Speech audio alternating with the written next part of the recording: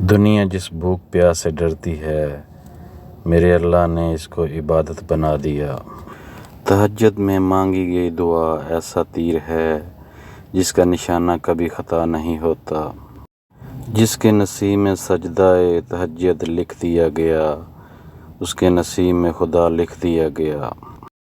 فرض نماز کے بعد تہجد وہ واحد نماز ہے جو اللہ سے کن کہلوانے کی طاقت رکھتی ہے۔ تہجد بڑی لاڈلی عبادت ہے، یہ اپنی بات منوا کر ہی دم لیتی ہے۔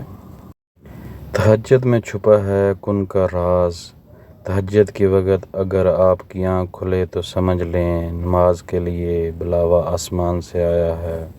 خوف خدا دیکھنا ہے تو مسلمان کا دیکھ، جو روزے میں وضو کا پانی منہ میں لے کر بھی پیتا نہیں۔ بے زباں کو جب وہ زبان دیتا ہے، پڑھنے کو پھر وہ قرآن دیتا ہے۔ بخشنے پہ آئے جب امت کے گناہوں کو، تحفے میں گناہ گاروں کو رمضان دیتا ہے۔ مانگ لو گڑ گڑا کر خدا سے ابھی مغفرت سستی ہے، کہتے ہیں رمضان میں رب کی رحمت برستی ہے۔ یہ ٹھنڈی ہوا نہیں استقبال ہے اس مہینے کا، جس کی آمد سے پہلے دوزخ بھی ٹھنڈی ہو جاتی ہے۔ رسول اکرم صلی اللہ علیہ وسلم نے فرمایا، اللہ تعالیٰ اس بندے پر رحم کرے جس نے بات کی تو داد وصول کی اور خاموش رہا تو سالم رہا۔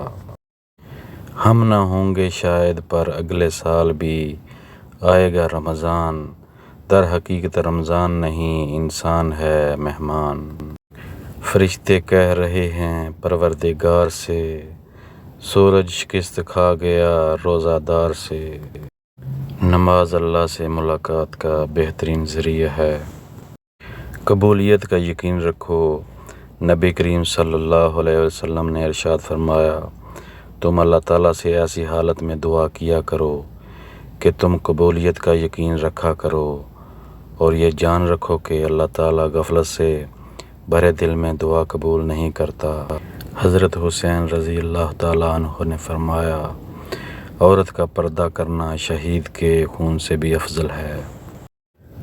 رسول اکرم صلی اللہ علیہ وسلم نے فرمایا، جب تم میں سے کوئی شخص جمائی لے تو اس کو اپنا ہاتھ منہ پر رکھ لینا چاہیے، کیونکہ کھلے منہ میں شیطان داخل ہو جاتا ہے۔ رسول اللہ صلی اللہ علیہ وسلم نے فرمایا، ساری امت جنت میں جائے گی سوائے ان کے جنہوں نے انکار کیا۔ صحابہ نے عرض کیا، یا رسول اللہ انکار کون کرے گا؟ فرمایا، جو میری اطاعت کرے گا وہ جنت میں داخل ہوگا، اور جو میری نافرمانی کرے گا اس نے انکار کیا۔ رسول اللہ صلی اللہ علیہ وسلم نے ارشاد فرمایا، ہمارے اور کافروں کے درمیان فرق نماز ہے، جس نے نماز چھوڑ دی اس نے کفر کیا۔ مسلمان اور کفر شرک کے درمیان فرق نماز ہے۔ رشتوں کو مضبوط رکھنے کے دو راز، جب آپ غلط ہوں تو اپنی غلطی تسلیم کریں، جب آپ صحیح ہوں تو صرف خاموشی اختیار کریں۔ جس کو علم ہو جائے کہ اللہ بڑے غور سے سنتا ہے تو پھر وہ اپنی کہانی کسی اور کو نہیں سناتا۔